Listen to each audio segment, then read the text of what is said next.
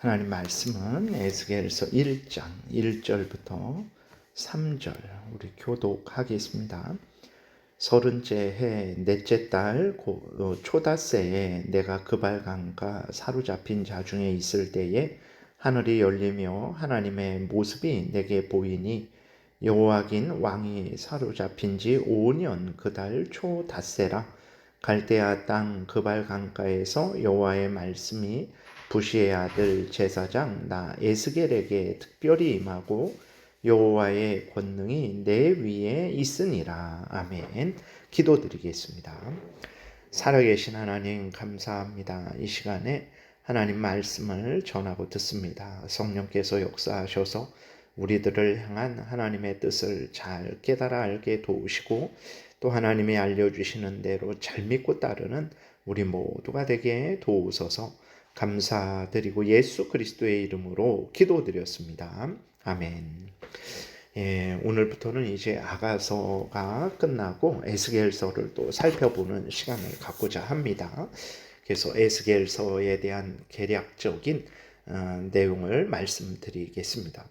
에스겔의 저자는 오늘 본문에 나온 대로 부시의 아들 제사장 에스겔입니다. 에스겔의 뜻은 이제 하나님께서 강하게 하신다, 하나님은 강하시다라는 그러한 의미예요.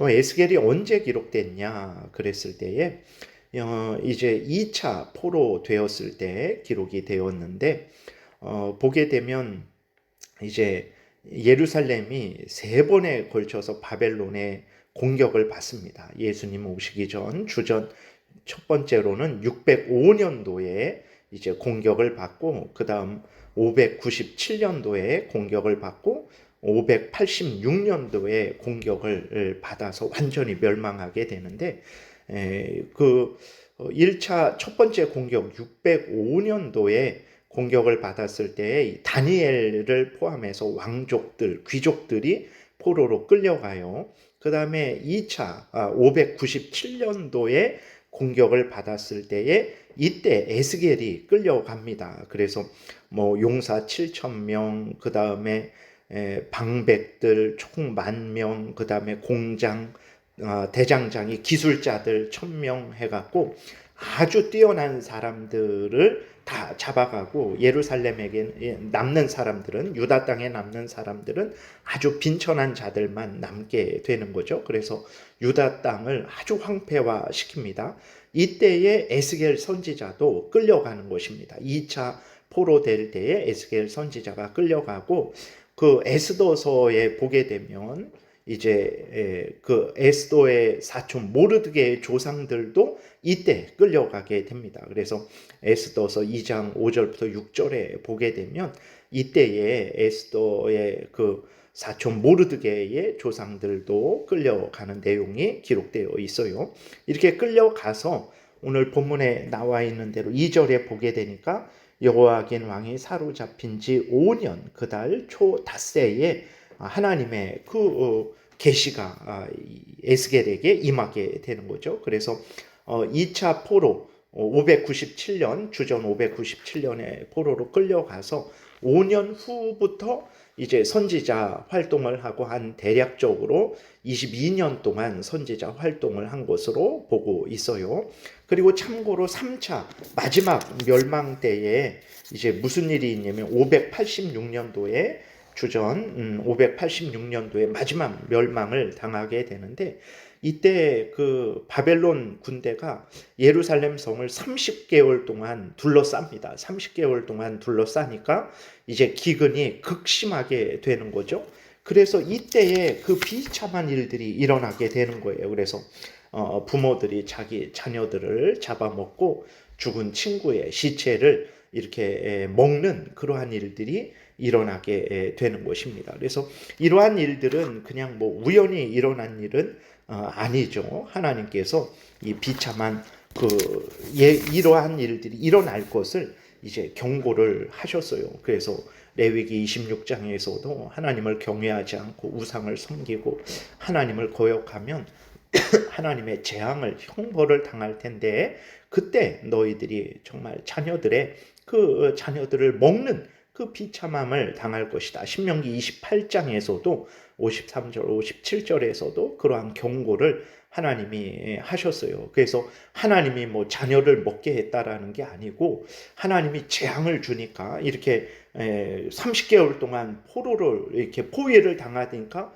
어떻게 먹을 것이 없죠. 그 작은 예루살렘 성에서 뭐 농사를 지을 수도 없는 것이고 그 쌓아놓았던 곡식도 다 이제 떨어지게 되는 것이고 먹을 것이 없으니까 이제 그렇게 하면 안 되는데 그렇게 됐을 때 하나님께 회개하고 용서를 빌고 은혜를 구하면 하나님이 이렇게 저렇게 도와주셨을 텐데 그때에도 회개하지 않습니다. 끝까지 저항을 하죠. 그러니까 마지막 포로 되는 것도 하나님이 예레미야를 통해서 경고하신 것이고 포로로 순순히 끌려가면 죽지 않고 살 것이다 그랬는데 그 하나님의 명령을 듣지 않는 거죠. 그래서 계속 저항을 합니다.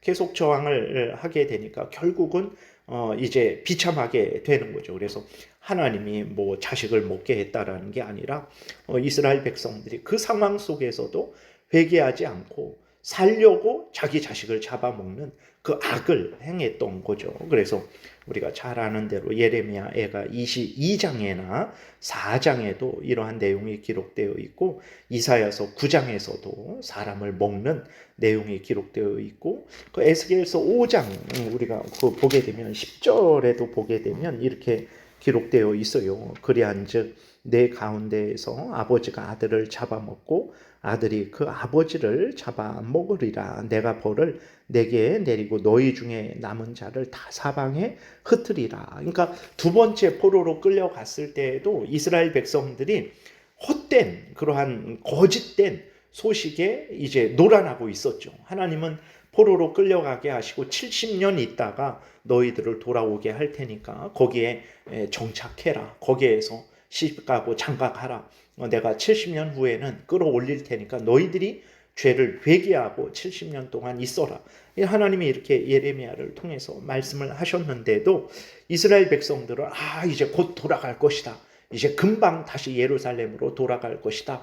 라는 그러한 헛된 그러한 미혹에 빠져 있었어요. 그래서 하나님이 회개하고 정말 하나님께 순종하면 너희들이 정말 평안할 것이다 알려줬는데도 끝까지 그렇게 회개하지 않고 저항을 했죠. 포로로 끌려간 사람들도 교만하고 그때에도 회개하지 않았고 예루살렘에 남아있는 사람들도 역시 교만하고 회개하지 않았어요. 그래서 이제 그 3차 공격을 받게 된 것이고 거기에서 30개월 동안 포위 당한 상태에서 그 비참한 악을 이스라엘 백성들이 행한 것입니다. 그래서 이렇게 두 번째 포로로 끌려가고 5년 후에 이제 하나님의 말씀이 에스겔에게 임해서 에스겔이 그때부터 선지자 이제 활동을 하게 된 것입니다. 그래서 에스겔 전체는 보게 되면 구약의 종말론이다라고 이렇게 말을 해요. 그래서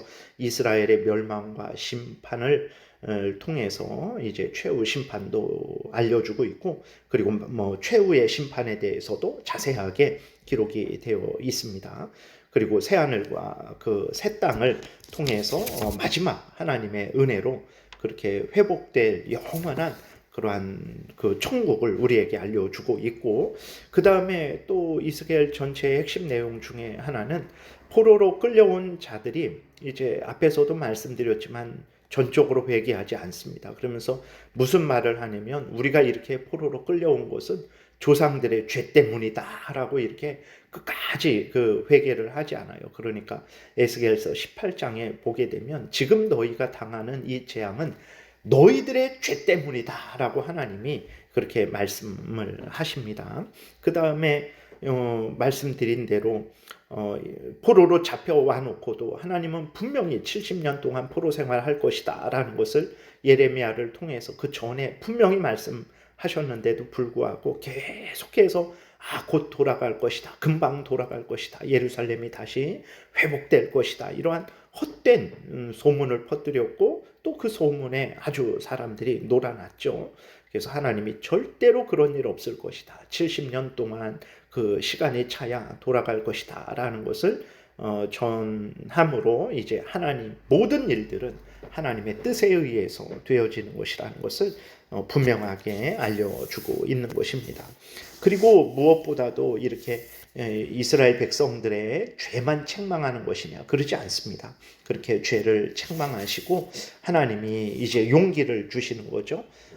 이방 나라 심판하는 것을 통해서 또 새로운 성전을 통해서 하나님이 반드시 이스라엘을 70년 후에 회복시키실 것이고, 그리고 모든 택한 백성들을 마지막 때에 영원한 천국으로 인도하실 것이다 라는 것을 이제 전체적으로 알려주면서 그래서 이제 에스겔서 1장부터 32장까지는 유다에 대한 심판, 이방인들에 대한 심판을 말하고 있고, 33장부터 48장까지는 회복된 장차 이스라엘의 회복과 그 영원히 회복될 새 성전, 영원한 천국을 알려주면서 이제 시리에 빠진 이스라엘 백성들을 위로하시고 격려하시고 소망을 주시는 그러한 내용으로 기록이 되어 있습니다. 그래서 이제 우리가 아가서가 끝났고, 그 다음 이사야서인데 우리가 수요 예배를 통해서 이제 확인했고, 예레미야를 이제 수요 예배 때 다루고 있으니까 우리가 또 새벽 예배 때 에스겔을 또 이제 또 처음으로 시작해서 하나님의 그러한 뜻을 우리가 또 살펴보는 시간을 갖겠습니다. 기도드리겠습니다. 살아계신 하나님 아버지, 감사합니다. 참 우리들을 위해서 이 귀한 성경을 기록해 주시고 우리로 하여금 우리 마음대로 우리 탐욕대로 살아가지 않고 하나님이 알려주시는 대로 믿고 따르게 하시니 감사합니다. 이제 에스겔을 살펴보려고 합니다. 지혜를 주시고 힘을 주시고 성령께서 역사하셔서 하나님의 뜻을 잘 깨달아 알고 그대로 믿고 따라서 하나님 영광 드러내며 또 이웃을 참으로 유익하게 하며 우리도 복을 받는 은혜를 받게 도우소서. 감사드리고 예수 그리스도의 이름으로 기도드렸습니다. 아멘. 하늘에 계신 우리 아버지여, 이름이 거룩히 여김을 받으시오며 나라의 임하옵시며 뜻이 하늘에서 이루어진 것 같이 땅에서도 이루어지이다. 오늘날 우리에게 일용할 양식을 주옵시고 우리가 우리에게 죄 지은 자를 사하여 준 것 같이 우리의 죄를 사하여 주옵시고 우리를 시험에 들게 하지 마옵시고 다만 악에서 구하옵소서. 대개의 나라와 권세와 영광이 아버지께 영원히 있사옵나이다. 아멘. 지금은 우리 구주 예수 그리스도의 은혜와 하나님 아버지의 크신 사랑과 성령의 교통하심이 하나님을 경외하고 하나님이 성경에서 알려주신 대로 믿고 따르고자 은혜 구하며 돌아가는 하나님의 택한 백성들 머리 위에 지금부터 영원토록 함께 있을지어다. 아멘.